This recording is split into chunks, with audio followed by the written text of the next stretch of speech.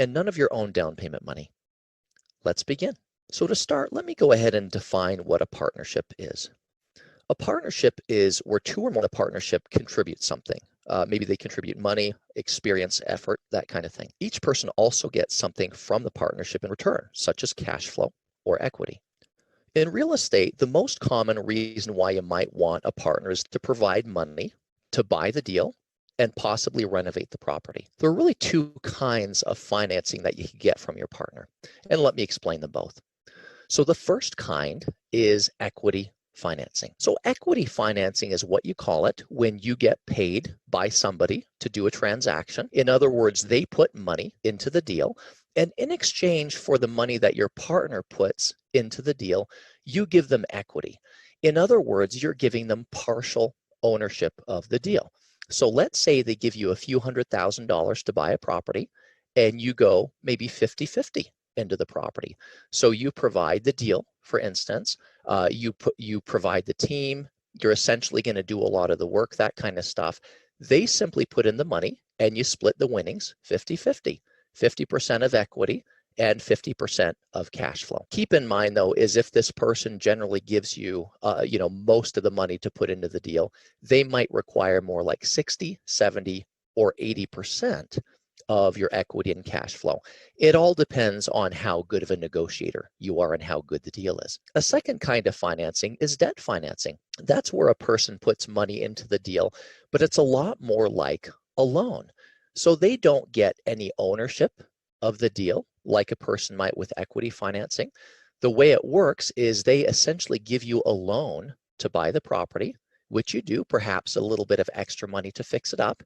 And then because they don't own any of the property, you get 100% ownership, but you do have to make payments to them exactly as though you had gotten a mortgage. So you'd calculate it the same way as though you had gotten a mortgage. And it's generally the case that they would also put a lien on your property, which is essentially saying that if you were to not make the appropriate payments and you were to go into default, this person could technically foreclose on your property.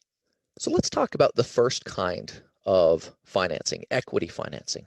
So why might you want to find an equity partner as opposed to a debt partner? It really all depends on what you're looking for or what you're looking to get out of the deal. So why might you want to do an equity partnership? Well, one nice thing about an equity partnership is because you have other people who own the deal and have an interest in this deal going really well, you could potentially have healthy debate and second opinion. So for instance, if you got somebody or maybe a few other people in the deal with you who care an awful lot about the details of the deal because they are part ownership, you might be able to have that difficult discussion about how are we going to renovate this particular room or how we're going to do that. So if you'd like help planning through the process by people who are in it with you, an equity partnership might be worthwhile. Also, one benefit is additional commitment and effort. So when I've done partnering before, one of the greatest things about that is I've got somebody who cares enough about the property to go in and do work. So sometimes I'm the one calling up professionals and coordinating repairs and things, and sometimes they're doing it. Sometimes I'm in the property working myself. It's been a while since I've done that, but nonetheless, it's something that people prefer to do sometimes. And sometimes when I'm really busy with my own life, with my own family, the partner is in there making repairs and coordinating renovations and things. So it's really nice to have to be able to kind of spread out your effort between you and some additional people. Third is expertise in a needed area. It's quite possible that you have different levels of expertise in certain areas and your partner has other kinds of expertise that you need. For instance, maybe you're good at finding the deal, negotiating the deal, putting together the team, getting everything figured out and purchased, but maybe your partner is a contractor and they're exceptional in bringing people together, going into the property, assessing what it's going to cost to fix it up, and actually executing the renovation of the property. So this is a big benefit of equity partnering. And then finally, probably the most common one is having the funds to do the deal. So as a real estate investor, it's usually the case that there's some things that you're going to have. Again, you're going to have perhaps the time, maybe you have the team, maybe you have the deal. But one thing that people commonly don't have when they're looking to buy real estate is the money. So what you need to do is partner with an equity partner who has the funds to do the deal. And if they bring in all the money and you bring in all the other stuff that you need, quite often you can do a virtually unlimited number of deals. So let me share with you some partnering best practices. So I don't feel the need to do partnering if you really don't need a partner. You know, if having a partner is not beneficial to you, in other words, if you go through this list and it turns out that none of these things really fit, or perhaps in the previous slide, as we talked about the benefits of doing this, if you really can't see the reason of doing a partnership, don't do a partnership, because again, you're going to end up giving up a lot of equity or perhaps making payments that you don't need to pay, right? So one of the best practices of partnering is that the partner has something that you need. That can be essential expertise, that can be access to funding, maybe the deal. They have the deal and you don't, that kind of stuff. Second best practice is they should have a favorable personality and disposition. One of the worst kinds of partnerships, and I hear stories about this from clients all the time, where they get into a deal with somebody who is disagreeable or who just does not agree with them in most things. And it really becomes a nasty situation. Very often, they end up essentially being wronged or robbed by the person with the bad disposition. So remember, it's a little bit like a marriage. Don't marry somebody who's got a terrible personality, a terrible disposition. If you can't stand them before you get married, you're not suddenly going to like them afterwards. And likewise in business, the people you get into business with, they should be honest, they should be trustworthy, and they should be people that you like and get along with in general. Third thing is their vision should be similar to yours. You need to make sure that you have a common understanding of where this deal is going to go. So for instance, if your purpose in buying a 12-unit property is to renovate it, fix it up, you know, maybe improve the cash flow of the properties by kicking out the bad tenants and bringing in good ones, and then selling it. And your partner's vision is to fix it up, put new tenants in it, and then hold it for the next 30 years. Well, that's a little bit of a conflict. You need to make sure that you get your story straight and that you both understand, or that you all understand, how things are going to go. Another best practice is the right partnership agreement. So the partnership agreement is a written agreement that highlights what kinds of roles, responsibilities, duties, and perhaps financial inputs each person is going to contribute. It also identifies what each person is going to get out of the deal. And perhaps most importantly, it identifies what happens if the unexpected happens. What if somebody dies? What if somebody goes bankrupt? What if, you know, something that you're not expecting happens? What if there's a big disagreement? If you get all of this stuff ironed out beforehand, it's going to make your partnership much more enjoyable, much more smooth. And there's a higher probability, a much higher probability, that you're going to end up making money. Now, in general, you're not just simply going to have a partnership agreement kind of floating out in the open. You want to have an entity in which you actually do the partnership. So there's a kind of agreement out there. It's called a general partnership. That is where two or more people shake hands and decide to do a deal together. And you could potentially set up a partnership agreement with a lawyer using a general partnership. Usually that is considered the worst kind of partnership to get into, because if one of you gets in trouble, let's just say one of you is driving to the hardware store and then you get into an accident, and there is a lawsuit. Maybe somebody got killed. Maybe somebody, just got significantly hurt. Well, guess what? Because you were driving to the hardware store on behalf of your entity, it's possible that every single person in your entity could be liable for that other person's misfortune, financially and otherwise.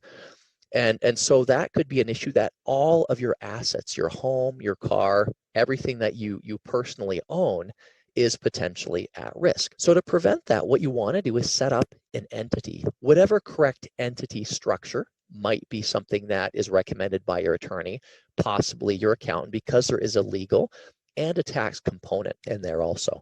So for instance, in the United States, we have something called an LLC, a limited liability company.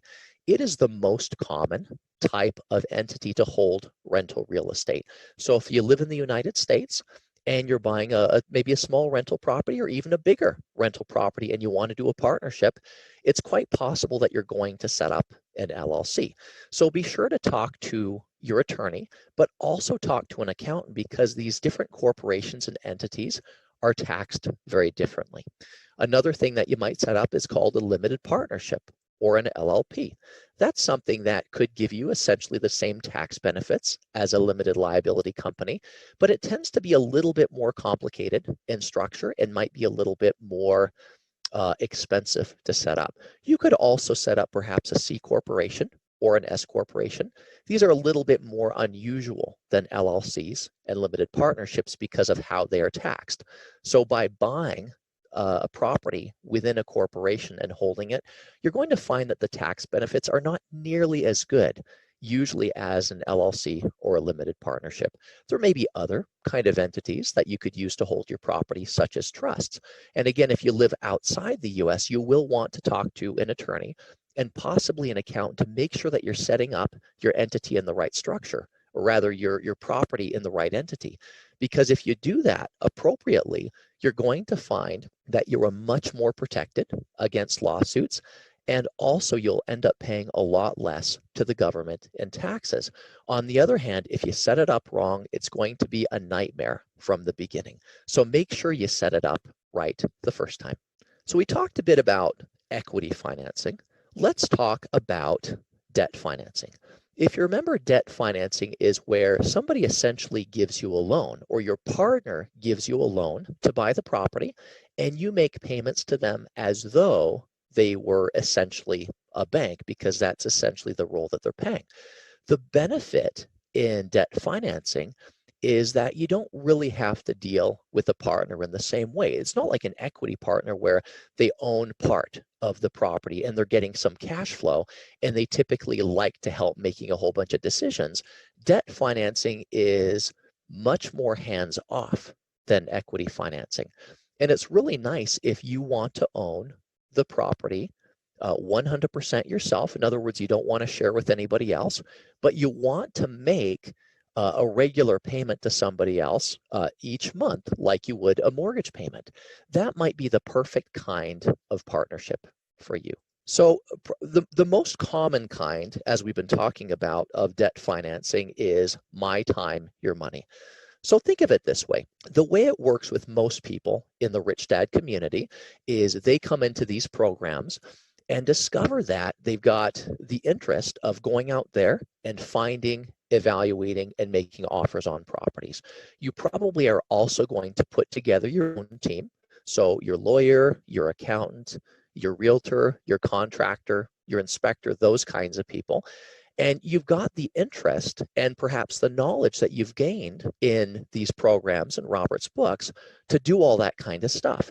What you are missing is the money. So the most common kind of partnership that I see in the Rich Dad community is this type of partnership where you find the deal, you coordinate everything, including the renovations and the work and the closing and such things, and the other person brings in the money. And that may be perfect, because quite often you're going to be talking to individuals who may have a lot of money. Maybe they've worked very hard in school a few decades ago. They got a really great job. They've been working hard in that job for many, many years. They've been saving up money, maybe in an IRA or some kind of retirement funds, and they can actually use that potentially to invest in your real estate. Or maybe they just have cash or stocks in an account that they could perhaps sell and end up doing this deal with you. But in any case, they don't have the connections. They don't have the deal. They don't really have any knowledge or useful expertise to contribute. All they have is the money. So it's a really perfect situation. And they can get a lot of the benefits that people get out of real estate investing. Perhaps they get tax advantages because the money that you're paying them is not taxed as high as regular income, perhaps. They would perhaps get reliable cash flow in the fact that you're paying them a monthly mortgage payment. So essentially, for people who just don't have the knowledge, they don't have the time, maybe they don't have the disposition to go out and find their own deals, you can partner with these people and essentially put their money to work at lower risk than they would have been able to otherwise. Plus, you have to remind them that if you end up defaulting on your obligation to them, in other words, you don't end up making their payments to them on time, they can end up foreclosing on your property. Obviously, that's not a good thing for you, but hopefully that's not going to happen if you're getting into the right deals and doing things appropriately. So let's talk about how we find partners and private lenders. Before I do so, I want to define a few terms here. When I talk about partners in this sense, I'm talking about equity financing. And when I talk about private lenders, I'm talking about debt financing. So there's a few ways that you can effectively find partners that you can use. The first one is joining real estate investing groups, such as local REIAs, real estate investment associations, real estate clubs, and the like. You can find them online, typically. And most major cities will end up having at least one or two of these groups. Sometimes you can attend for free and sometimes they have fees. But perhaps joining these groups and getting to know people in these groups is a really good way of doing that. Another is social networking groups that have an interest in real estate and business. The reason I say business is because even though you might be focusing on real estate, other individuals who are interested in business and join other business groups might actually also be interested in real estate. They tend to share those common interests also.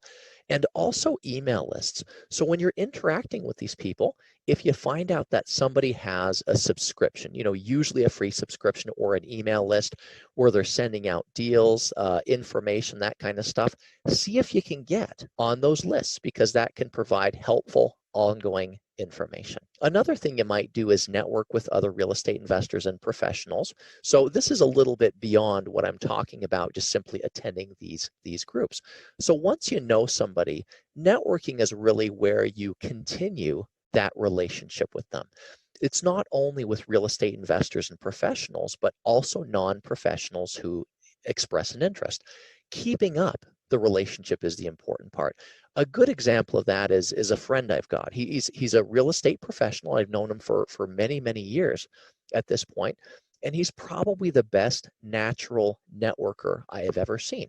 Probably about once a month, if not more frequently, he calls me up and just has a nice little chat, sees how I'm doing, asks me how business is going, and tells me a little bit about what he is working on. And just kind of keeping up that relationship builds a friendship, but he's also able to ask me questions, to perhaps educate himself a little bit.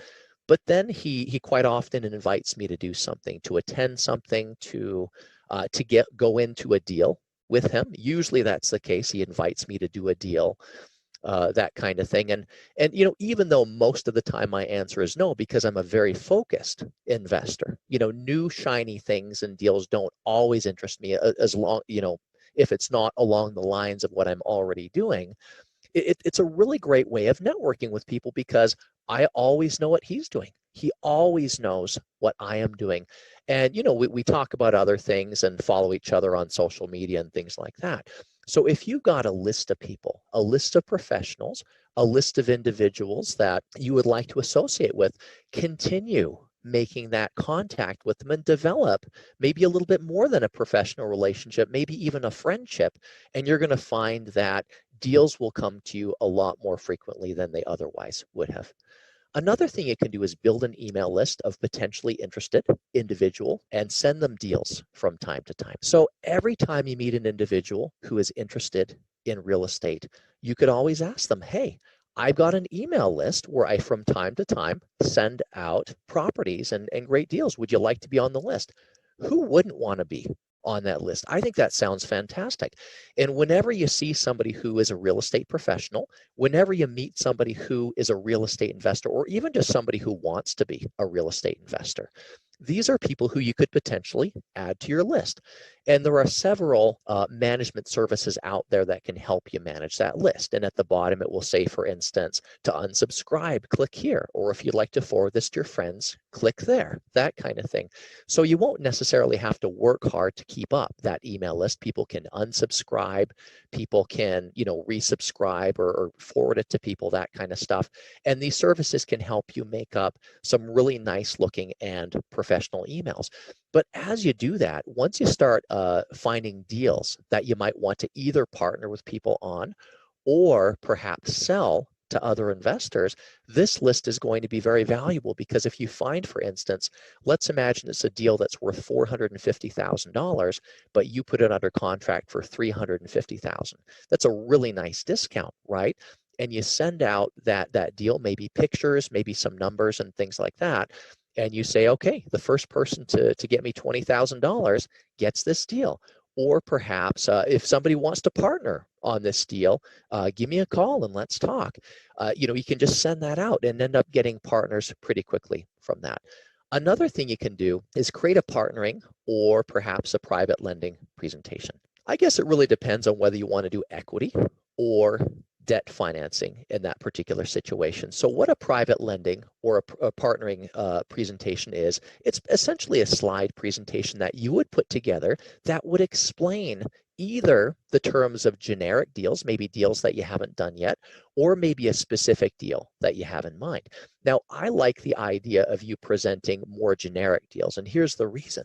You may not always have a deal, or when you have a deal, you've probably only got maybe 24 hours to 48 hours to respond.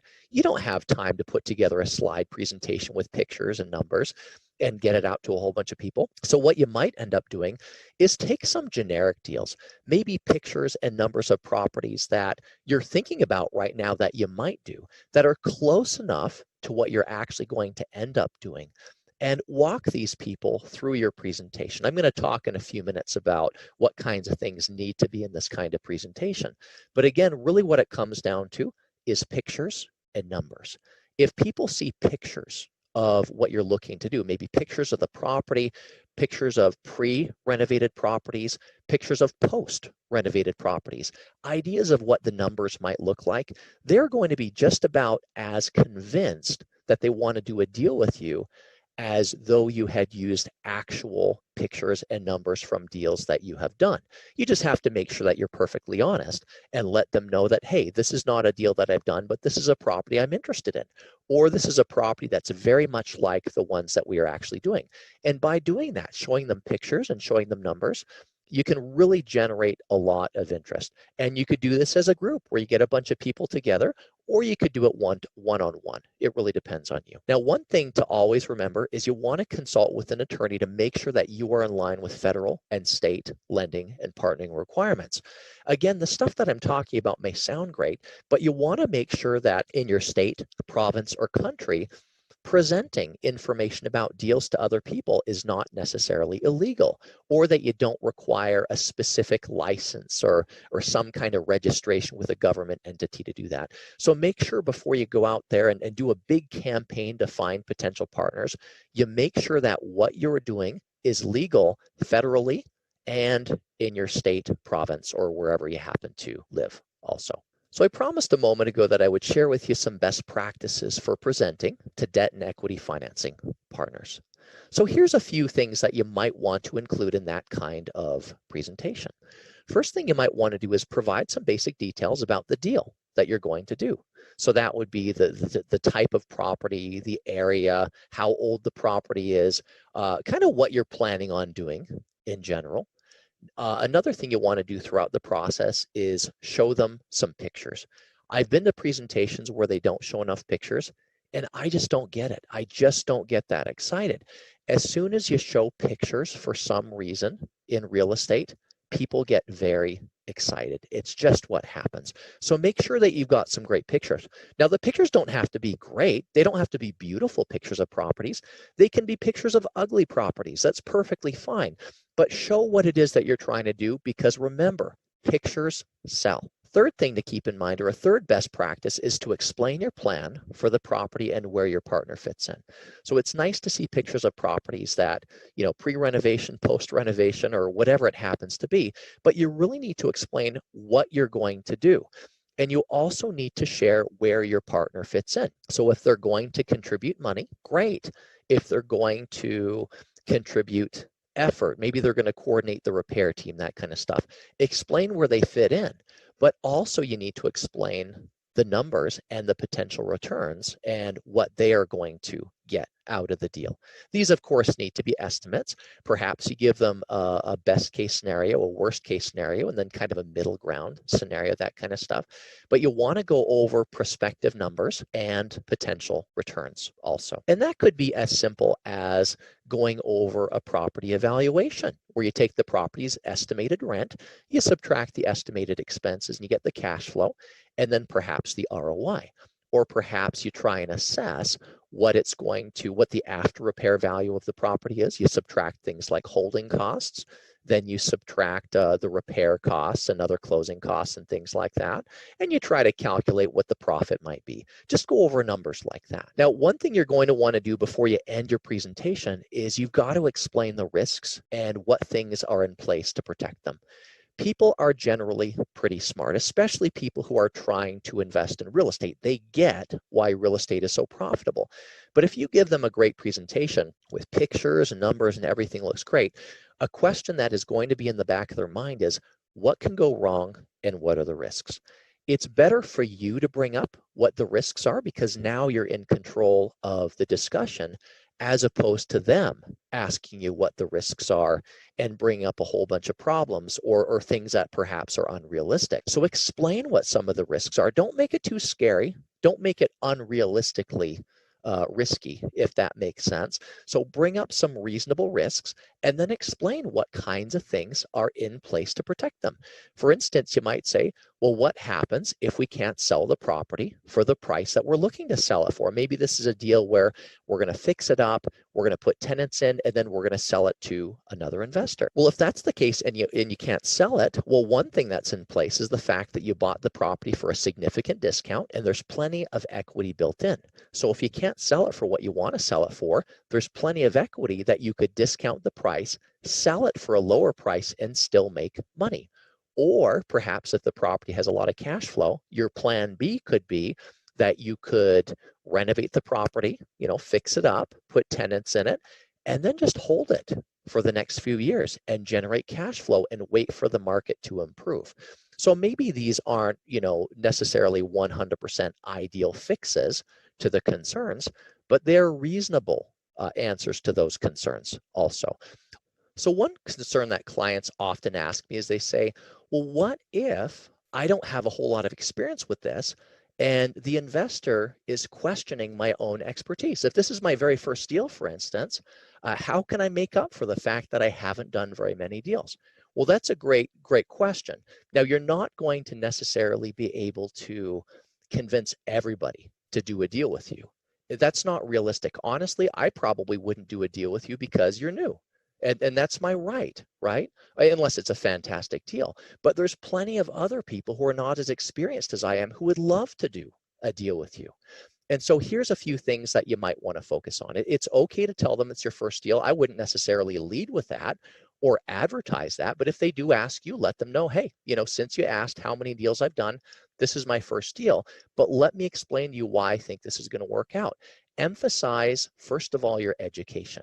If you've been getting a great Rich Dad education, explain to them the things that you have been learning and how those kinds of things can increase your chance of making money in real estate. Also, focus on the deal itself. Remember, there are pretty pictures in this presentation. There are great numbers in this presentation. It is a fantastic deal that you're showing them, right? So focus on the deal itself. And third, focus on your team. You may not have a whole lot of expertise in this, but your lawyer does, your accountant does, your realtor does, your contractor does, your lender does, your inspector does. You get the point. So they can make up for the fact that you don't have a whole lot of real world knowledge. But if you emphasize that stuff, you've got a really, really great chance of convincing them that you can do this deal and that you can do it profitably and safely. Last thing you probably want to do in this kind of presentation is provide them some kind of application. And an application might be, you might be able to find one online or create one yourself, but it's essentially something that they can sit down and fill out while they think about whether they want to do a deal with you. So if they have an interest after reviewing this presentation, but they don't really know whether yet they're going to